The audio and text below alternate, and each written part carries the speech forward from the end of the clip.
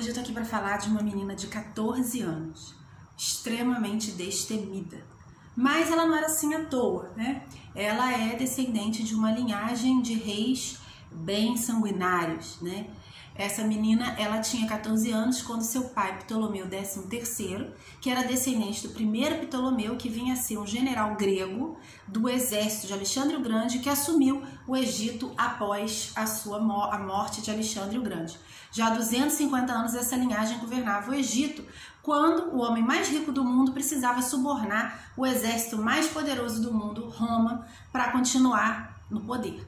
O povo era muito insatisfeito com esse rei, ele era um homem fraco e ele acaba dando o Chipre para os romanos. O povo fica extremamente insatisfeito e ele acaba tendo que fugir e pedir ajuda para os seus cães de guarda, né? Então a irmã mais velha de Cleópatra, Berenice, assume o poder no Egito e ela vai poder ter um preview do que vai ser a sua vida. Quando seu pai marcha de volta com os romanos, né, para tomar o trono, manda matar a própria filha Berenice, né? Cleópatra já dá um look no seu futuro bofe Marco Antônio, mas fica tudo por isso mesmo, ela era muito jovem e estava muito longe do poder. Mas Cleópatra não era nada boba, ela sabia que podia acontecer com ela o que aconteceu com Berenice.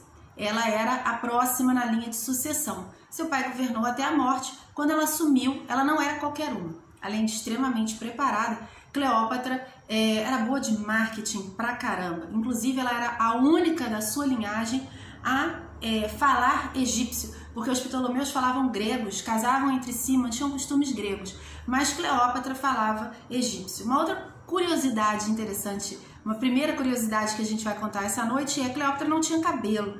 As egípcias raspavam a cabeça e usavam aquela peruca de franjinha, que eu nem sei se era feita de cabelo ou de algum outro material sintético para evitar os piolhos, né?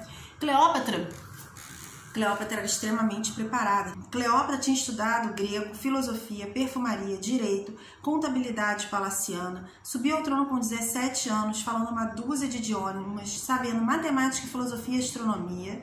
Foi a primeira pessoa da sua família a liderar falando egípcio, porque os Ptolomeus decidiram seguir a linha egípcia e deixar mulheres governarem, diferente dos romanos. Uma das qualidades de Cleópatra é que ela se preparava para as situações antes que elas acontecessem.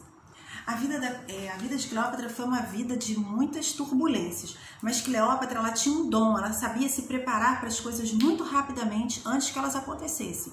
Então, quando seu pai morre, ela é obrigada a seguir a linha romana, porque eles não permitiam que ela governasse sozinha sendo mulher. Então, ela teve que assumir junto com seu irmãozinho mais novo, né? Só que o Egito tinha eles tinham uma série de sacerdotes ali e de pessoas que viviam na corte e que acharam que não era interessante uma mulher tão preparada quando eles podiam ter um reizinho soldadinho ali mais bobinho para ser manipulado por eles. Então eles começam a conspirar contra Cleópatra. Ela foge para o deserto para não ser morta, mas Cleópatra não era mole não. Cleópatra começa a juntar um exército no deserto, né? Ela já era muito querida porque ela já tinha ela sabia ali liderar aquela sua posição pelo seu dom de antevisão. Há anos que ela já vinha se preparando para ocupar esse lugar. Então Cleópatra começa a juntar soldados no exército, pessoas que a defendam. Cleópatra tinha pessoas que queriam ela muito bem no palácio e que informam ela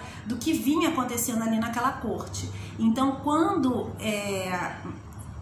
vem uma briga entre César e o seu oponente, outro general, essa guerra civil vai influenciar muito o destino de Cleópatra, porque esse general vai fugir para o Egito e o irmão dela, despreparado, vai cortar a cabeça desse general para entregar para César, porque ele viu que César tinha mais chance política, né? Só que César não gosta nada disso, ele achou que era um desrespeito aos romanos ele cortar a cabeça de um general, né? Essa era a forma deles de mostrar o poderio bélico que eles tinham, que na verdade eles precisavam do dinheiro do Egito, mas eles queriam mostrar que o poder que eles tinham precisava ser respeitado.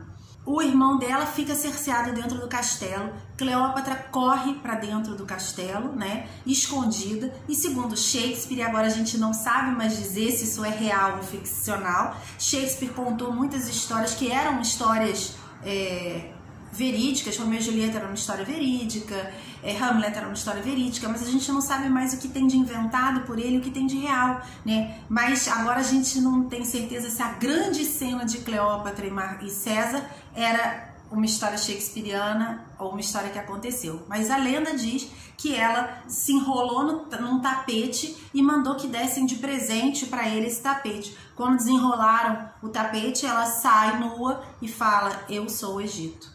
Né? E o tio Suquita ficou bem impressionado, independente do que tenha acontecido. César já era um homem uns 30 anos mais velho que Cleópatra, quando ele a conhece, e ela acaba seduzindo ele, né? Porque quando ele sai do Egito alguns meses depois, ela estava grávida de Cesário, seu primeiro filho.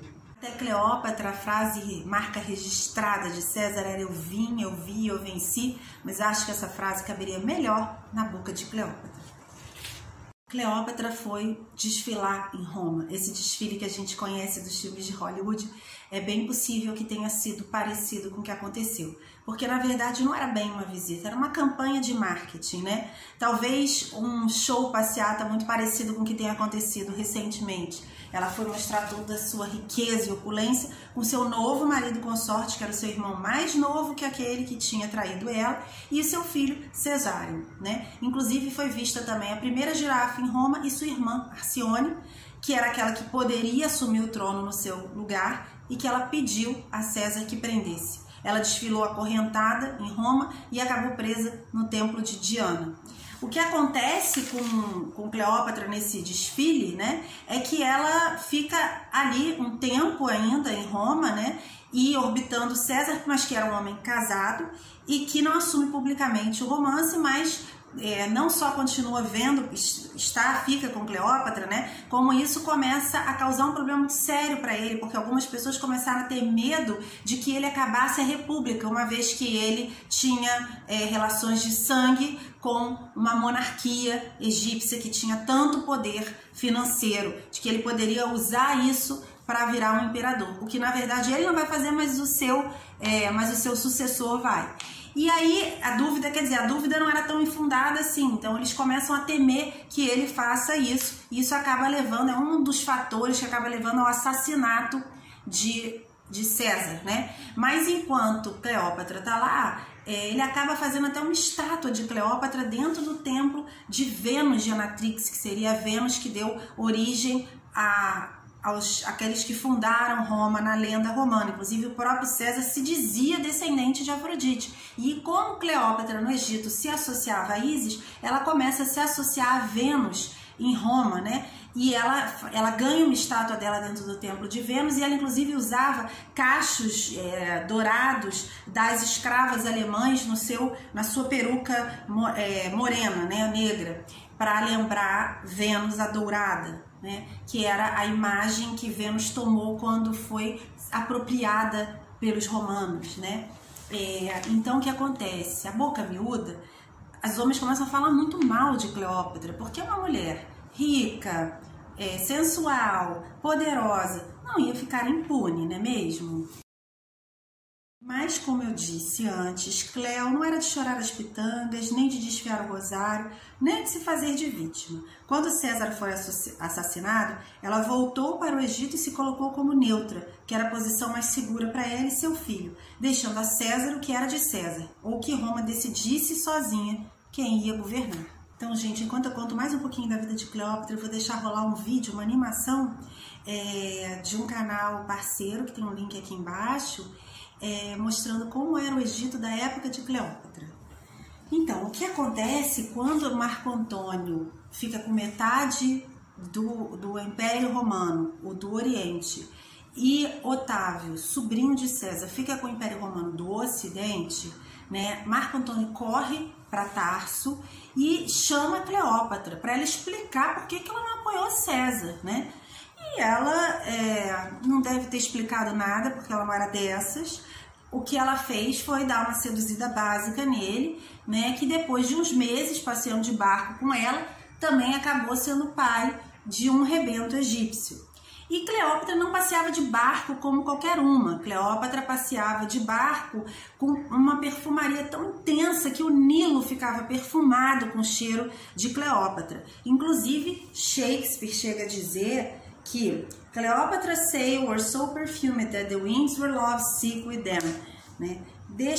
Ela fazia banquetes e festas com Marco Antônio que chegaram até os ouvidos de Roma, né? E só se falava disso, que ele estava sendo totalmente abduzido pelos poderes de Cleópatra, né? Que fazia tudo para seduzi-lo. Inclusive, quando Marco Antônio ganha uma batalha importante, em vez de ir a Roma comemorar a sua vitória, ele vai ao Egito, onde Cleópatra faz uma festa com as proporções da fortuna e do poder que ela tinha. E isso há, assim, uma gota d'água em Roma, porque eles decidem que ele vai ter que casar com Otaviana, irmã de Otávio, como uma forma de garantir que ele não casasse com Cleópatra. Era o medo que eles tinham de que, ao se associar por casamento, o Império Romano passasse a ser uma propriedade do Egito, se tornasse um império. Então, ele fica totalmente seduzido por Cleópatra, esquece lá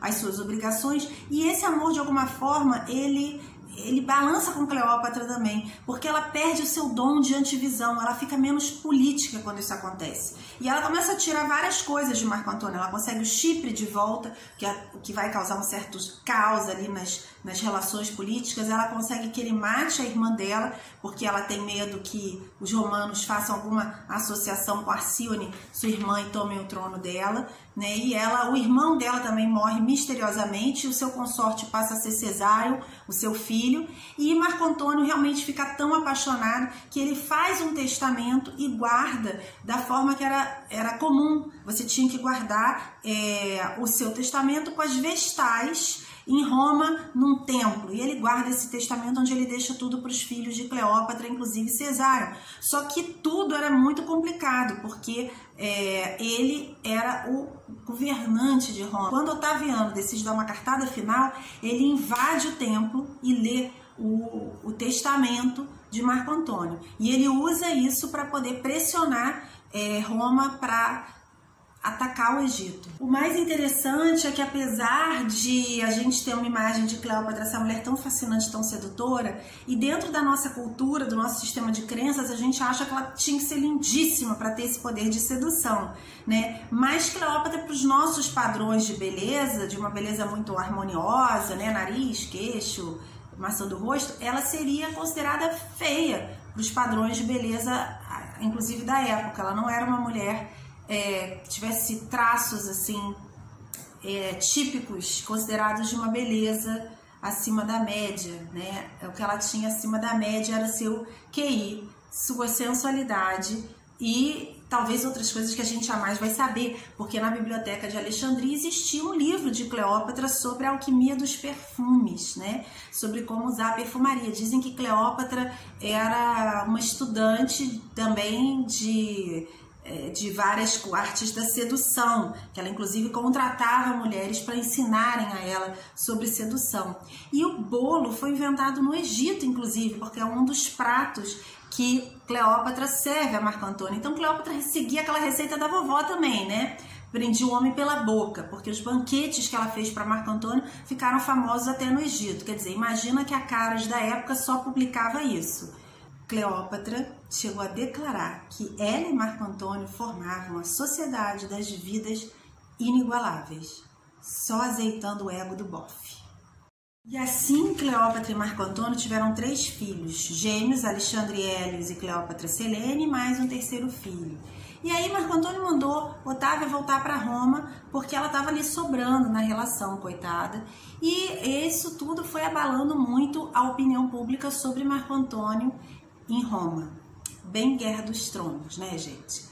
E aí o que acontece é que lá no Egito o povo não ligava muito para a vida afetiva de Cleópatra. Primeiro porque ela estava tendo o apoio de Roma. Segundo que ela era uma excelente gestora. Então ela trouxe o Egito de volta à sua opulência de anos, de décadas atrás, né? Então para o povo do Egito isso não fazia nenhuma diferença. À medida que seu poder ia aumentando, Cleópatra foi se dando apelidos. né? Neia Isis, nova Isis, segundo Marco Antônio, rainha é a mãe de rainhas e reis, enquanto ele se vestia de Dionísio e bebia cada vez mais, e a fama subia à cabeça dele. Caindo de boca no Marquinhos. Ele não vinha mais a Roma, pintavam Cleópatra assim, tipo uma Meghan Markle egípcia. Só que rica e poderosa, né? Manipuladora, cruel, que tirou ele da sua terra natal e acabaram usando ele para invadir Roma. Sendo assim, o Senado acabou declarando guerra contra Antônio e Cleópatra. Os dois foram para a Grécia para juntar exércitos, onde foram recebidos calorosamente pelo povo. Otaviano sentiu-se ameaçado, já que da Grécia poderia facilmente invadir a Itália. O que acontece de problemático? Ele faz um ataque por mar, junto com Cleópatra. Chega no meio da batalha, ela trai ele, né? Ela vê que vai perder e pega as suas frotas e vai direto de volta para o Egito. Eu não sei se ela traiu ele porque ela desistiu da guerra ou se ela achou que ele ia seguir ela. Se ela saísse, que é o que acontece, ele acaba seguindo ela. A questão é que ela avaliou que eles iam perder aquela batalha e preferiu voltar para casa. Então, Cleópatra mudou o nome da sociedade deles, que já não era mais das vidas inigualáveis, vocês podem imaginar. E Otaviano cercou Alexandria, né? Marco Antônio ficou um tempo esperando para enfrentar o combate, enquanto Cleópatra criava seu mausoléu dentro do seu castelo, cuidava para que seus filhos fugissem e não fossem mortos, que era uma prática na época, né?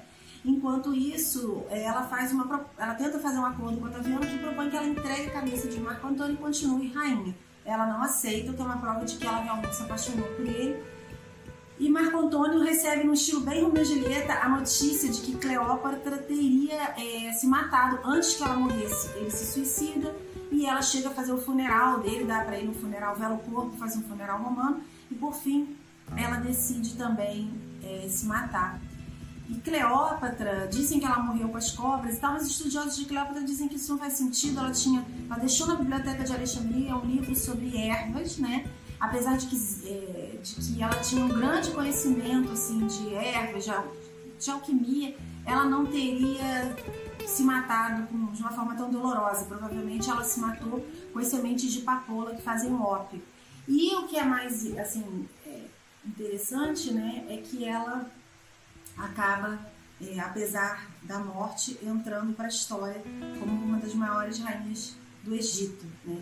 E Otaviano, que causou esse grande finale, né, vira o dono do Egito, vira uma propriedade pessoal dele e acaba virando imperador de Roma e restituindo o império em Roma e acabando a época da República, né?